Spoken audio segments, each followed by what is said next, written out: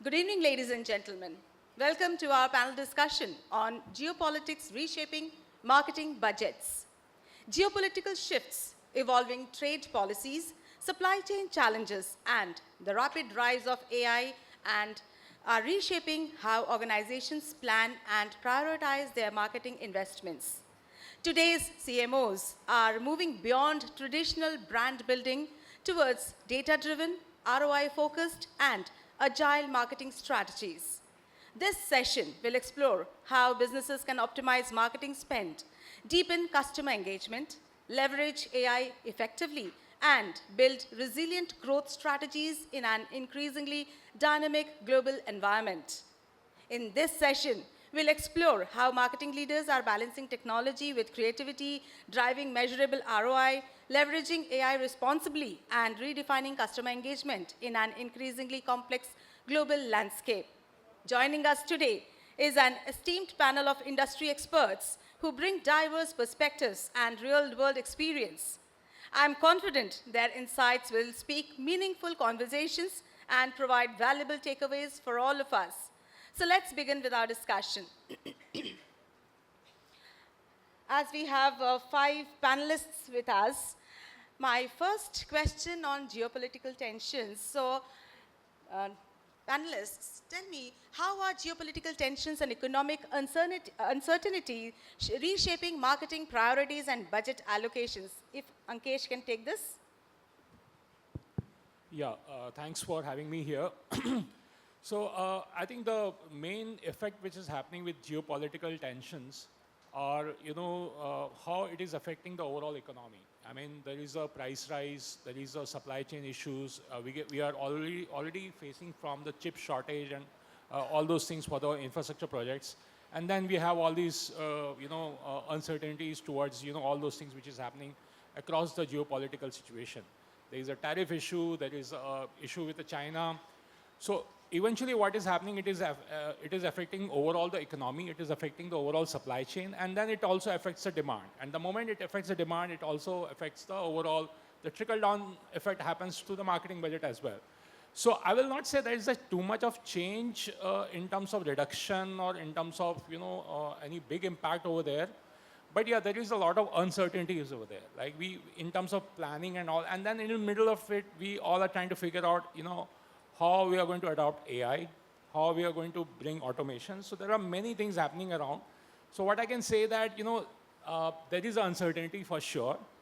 And I think it will settle down, once we get the more clarity about, how, things progress. But yeah, I frankly speaking, I wish I knew the right answer over here because, we all trying to figure out what's going to happen next. Uncertainty takes us a long way and there is no answer towards it. And Mr. Dham, what is your take on this?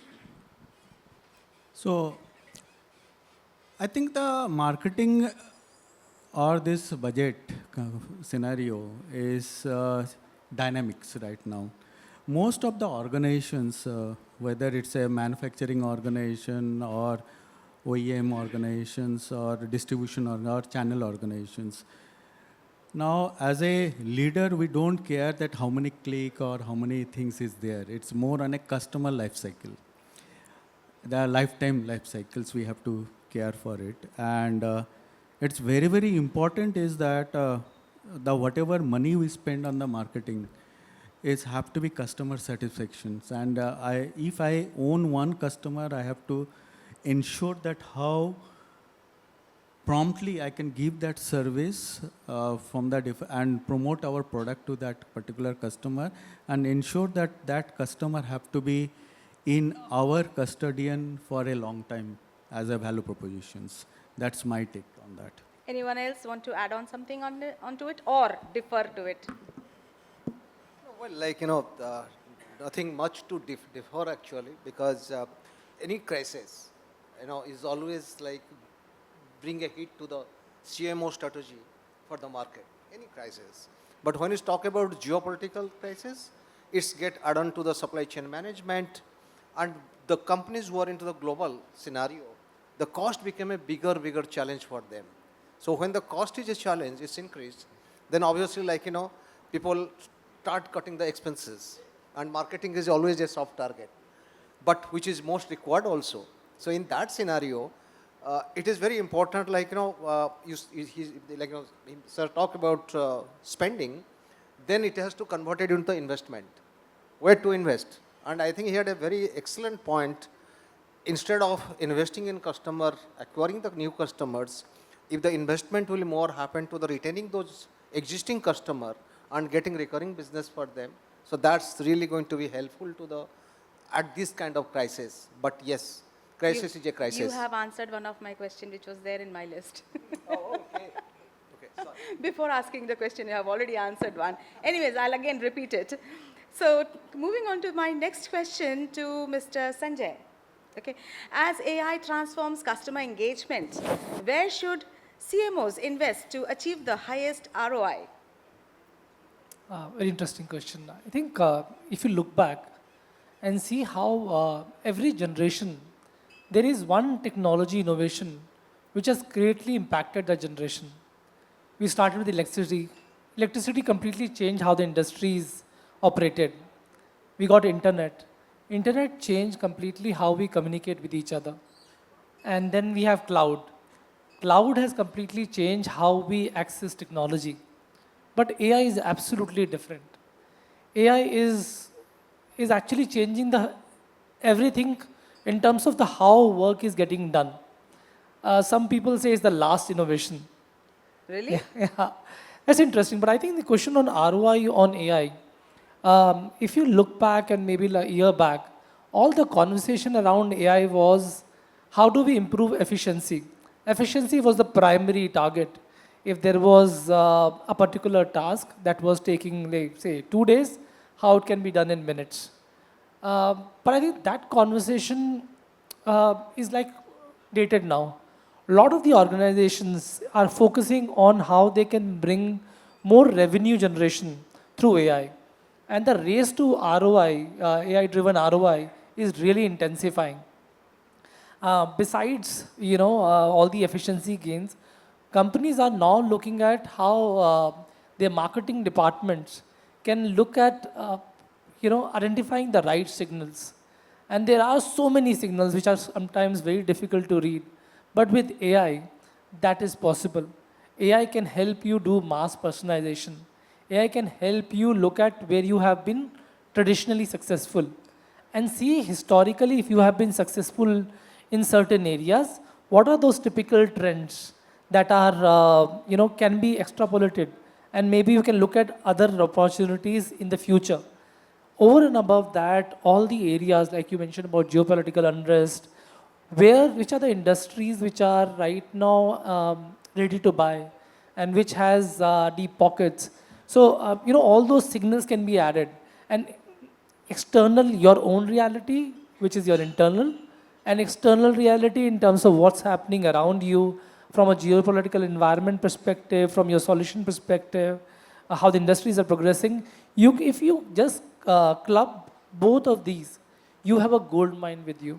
Instead of just completely spraying and praying, now you can be very, very targeted and look at getting the maximum ROI from your marketing investment. That's all possible because of AI. And I think there are multiple such experiments are being conducted where the account-based marketing programs are being executed on a select set of accounts and in a much more speedier and faster manner now. It's an unending story. Mithilesh, if you want to add on something on that? Hi, thank you for such a lightning topic. I was just discussing with my colleagues as well. So geopolitics definitely has a big impact on marketing, because the moment map moves, money moves with it.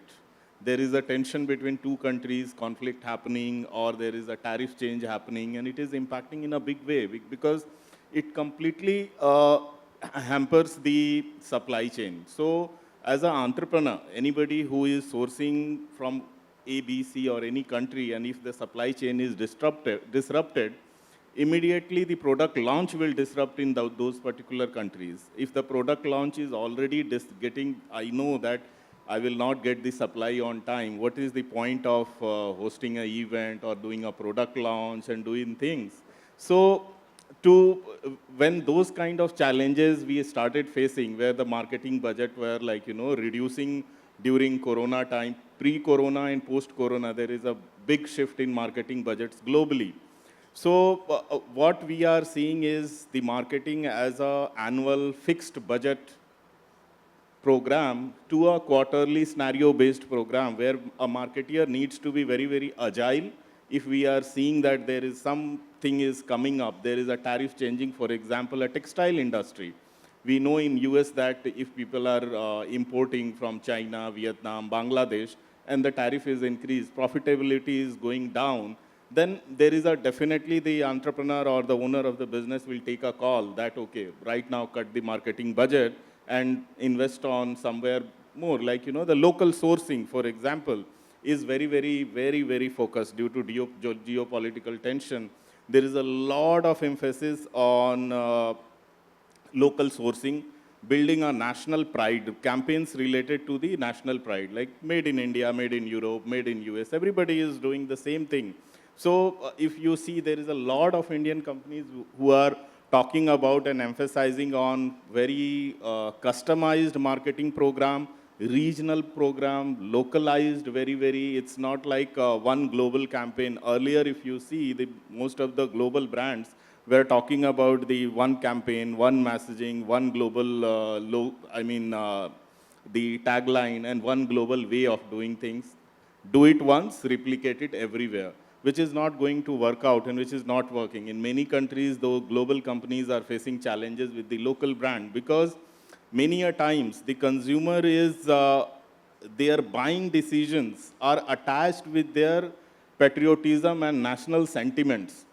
If I am promoting or taking a product from ABC country where my country relationship is not good, I mean, those sentiments are playing role and we have seen in past, I will not name the countries and products, but we have seen there is a rejection. Correct. And made in India products where quite a lot of people were talking about. So it's not only about the budget cuts, it's also about the rewiring the entire budget in a way which is very agile, immediately change your focus that, okay, from this to this I'm going to focus, which platform I'm going to focus, and which can also generate a quick return on investment. Because ultimately as a marketeer, which our co-panelists have mentioned, it's easy to cut the marketing budget. It's the first one, which is like, and which anybody will do it, and it is correct. Because ultimately the simple task and profitability matters for any business.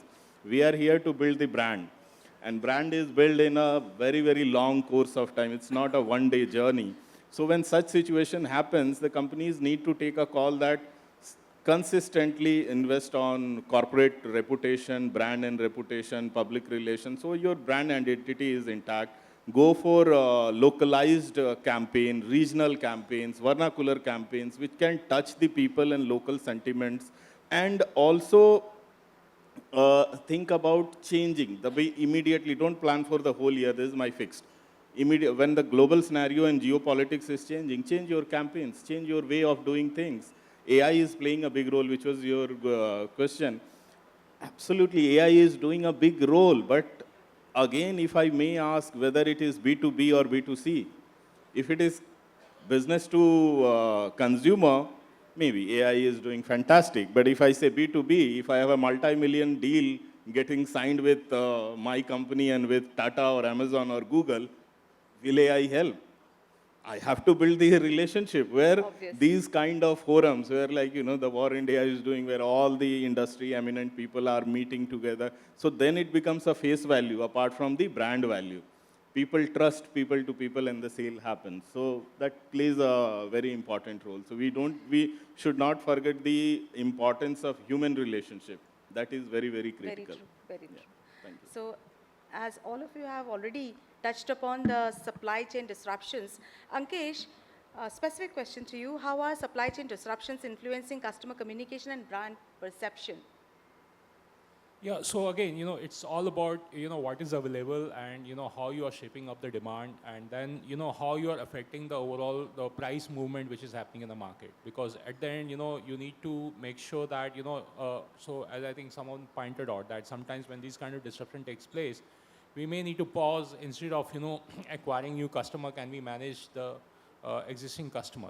Can we increase the engagement? Can we talk more about the awareness about the product and all, because eventually if you look at even from the as basic product as a mobile phone to as complicated product as the cloud technologies and everything and all, the prices are being affected, and then there is a lot of clarity is not there that which technology will prevail when we talk about AI and all those things. So I think this is the best time where you can make your customer, your consumer, more aware about what all technology can do, how technology can help, and try to gauge their interest, where their interest is lying. Because see, right now we even in the field of AI or whether it's and also around this supply chain disruption moment, everyone is in a kind of discovery mode. Everyone is trying to understand how and where they will land. So it becomes very important to be close to a customer, understand what in what stage of journey they are, and then try to help them out so that your engagement remains same. You are making them aware, and then when the times gets right, they give you the preference. I think so that the job of marketer is to see that if the material is not available, if the price uncertainty is there, but at the same time you can do a lot with making your customer engage and making them educated and make them aware about how technology can help us. So I think that's the and we have learned in many situations where we gone through dot-com crisis 25 years back. Then we got into this financial crisis when 2007-8, same sort of very uncertainty was there. And now we are in a lot of geopolitical tensions where we have the chip shortage is there. We don't know which technology will prevail. So I think we already have gone through those cycles and everything. So I think that's be relevant, be close to a customer, and then keep feeding the right information. I think that's the right strategy. Thank you, Ankesh. And moving back again to Mithilesh, if Can in I short and crisp, if you can, Can I add a perspective here? Please, Not sorry. from a marketing perspective, but generally from a business perspective. And I have been seeing this because I work with a lot of supply chain heads. I think technology is now enabling many of the supply chain heads, especially AI, to preempt all these changes. There are agents which are available which can tell you in advance what are the possible disruptions that are about to happen and suggest alternate sourcing. So that's also happening from a technology perspective. Yeah. Thank you. Mithilesh, if you can explain me in very short and crisp, in a tighter budget environment, what marketing investments should organizations prioritize and what should they avoid?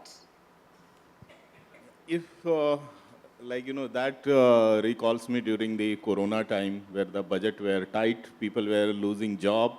So an online platform, the digital marketing is the one thing which can justify the expenses and which can give the return on investment. So going for a digital marketing platform on a very, very tighter budget would be ideal according to me. And just to add one point on supply chain. So we have seen during Corona days how the supply chain was disrupted and companies have started moving from China plus one more. So multiple manufacturing hubs and multiple sourcing units, multiple countries they can source. If there is a tension in one country, there should be an option to source from another country. So let's not depend on any one place of sourcing.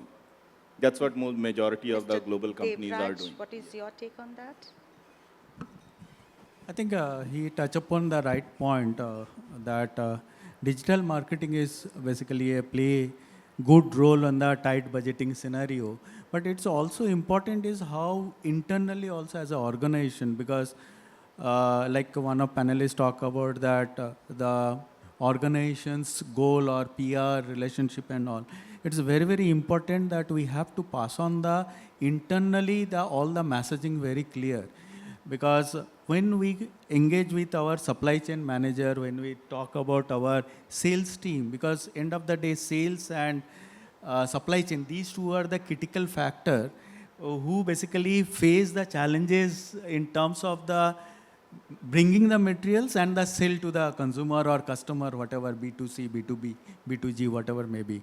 So that messaging have to be very, very clear to the within the organization, and very transparently we have to share that information to whatever our target customer, whether in the, so that will help to reduce the cost, one, from the marketing point of view. Second, it also help us as an organization to have a synchronization with our targeted customer. And third, important is we can also retain because of the price fluctuations.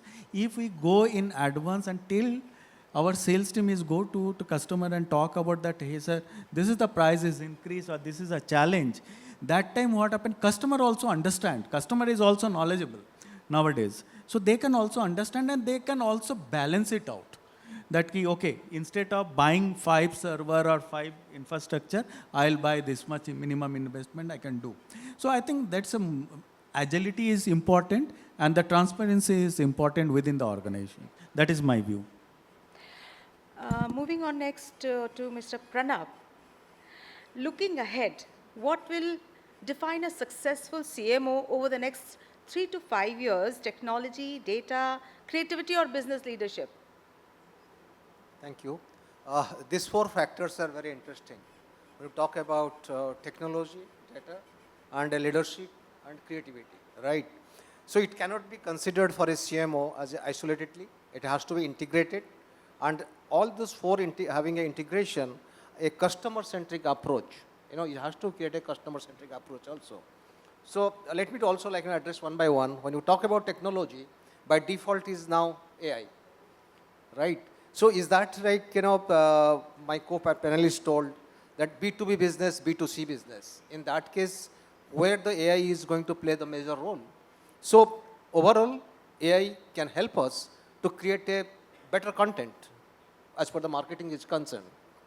Then coming to technology aspect of all those things, data, because everywhere we have data in the organization.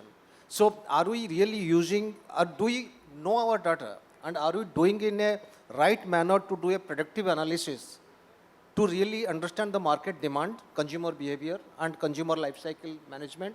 So there also the AI and technology is going to play a major role using the data what we have everywhere in our environment, right? But now interestingly, with the data privacy, right? So now earlier we used to do a lot of SMS campaign, a lot of WhatsApp campaign without taking consent whenever we want. So is that is going to a big barrier for the marketing CMO? How he's going to do that? So here actually either you take it as an advantage or disadvantage, but what I feel it is going to a biggest advantage for the CMO. Now the target of using data is very focused because you just calculate if you are sending SMS or doing a campaign for 1 million people without taking their consent, maybe 1% people are really using it. But if you are actually taking consent of those 10% people and communicating with them with a very target manner, then you are getting the right result, right? So that's why technology is going to play a major role, but it has to be used in the proper way. Creative, human mind, who can bring the creative more than us? Who can breed that emotional connection with the customer? Marketing is all about emotion. And who will bring that trust? So all those things, creativity is really matter for a CMO. And coming to the, leadership you said? Yeah. Leadership? Yeah. Business leadership. Business leadership. Leadership for a CMO, what I understand, most of the CEO, the transition is happened through CMO route, whatever my experience said, and even if I experienced that by as a person. So why actually a CMO business acumen is required? Because we do basically revenue. You are responsible for the top line. You are responsible for the bottom line. You have to understand your consumer. You have to understand your market. So overall, when you take all those factors together and develop a real business phenomenon, how actually I should approach to this. So the business acumen is most important, most vital for a CMO, and I think everybody's practiced that, but the extension is different story. And fourth one is Data. Data. Okay, that I covered actually. Yeah, that's over. I believe I covered all the points. Yeah. Or maybe. Yes, sir. Can I add to that? I think I really like the points, what you mentioned about trust. I think trust is people do business with people. and people they trust. And no matter how much technology you may introduce, eventually that bottom line is not changing. But what is changing right now is that in a marketing team, there are no individual contributor anymore. I'll tell you why. Because now we have AI agents. AI agents working for you. So every person in the marketing team will have a team of agents working for the person. But the interesting part is agents are not the bosses. They are the smart interns. Correct. And how you use your smart interns is up to you. You have to guide them, direct them, and get the maximum outcome from them. Just wanted to add that. So my last question, it's open to all the panelists. How can AI improve marketing efficiency without compromising creativity, authenticity, and customer trust? Okay, so we are living in a very interesting world. I mean, and I always say this. I mean, we don't know what the future holds. I mean, till December 2022, even the Gartner of the world, IDSO of the world, nobody predicted that something like ChatGPT will come and change the entire world. But what we can see that AI has been there for quite a while. I mean, I remember years back when I was doing my engineering, I wrote a paper that time on artificial intelligence. But right now, what has happened with technology, with fast internet, your phone is as powerful as a supercomputer. And then, you know, the large language model, which is being, you know, churning out all intelligence. So right now, if you see, AI is more about efficiency, how to make you more efficient, how to make things faster, generate some contents and everything and all around it. But I think the way we are seeing B2B world or B2C world, there will be a huge you know, productivity increase on your pipeline management, on your account-based marketing, and also, you know, being very personalized to the way you are doing campaign. I mean, we used to be in time, I mean, long back when the marketing was all about creativity, art. And then digital marketing came, it all about, you know, science, you know, analytics and, you know, data and going to it.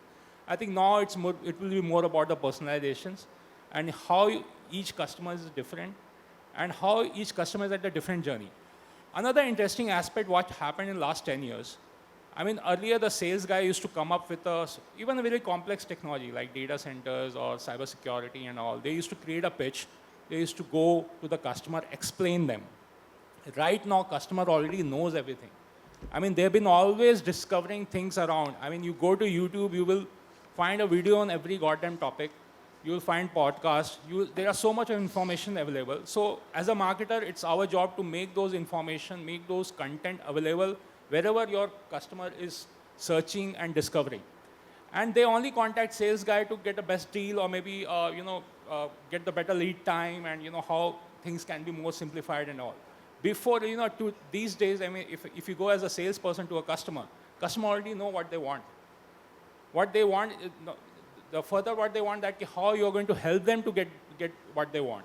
So, and that's where AI also comes in the picture. Like, you know, how AI can improve that, as he mentioned, with agents and all those things. Today it's agent, tomorrow it could be anything. I mean, we don't know what will be the future of the agent. But the fundamentals remain same. You have a customer to serve, you have a product to sell. How you make it efficient, I think that's the game. In one word, Sanjay. One word is difficult, but I think, oh, okay.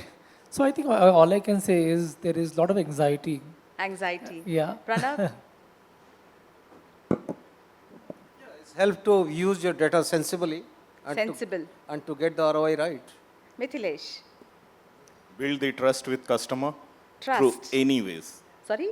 Build the trust in the minds of customer through any means of Any tools. means and ways. Okay. Mr. Dham? I think I still believe that human psychology is to play the bigger role. Human psychology. Very well said. Thank you so much.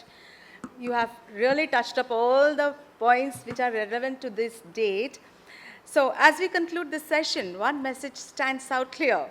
Marketing today is about more than building brands. It is about driving resilience, trust, and measurable business outcomes. As AI and global uncertainties reshape the landscape, successful CMOs will combine data, innovation, and agility to deliver sustainable growth. Thank you to our esteemed panelists for their valuable insights and to our audience for being part of this engaging discussion. Thank you so much.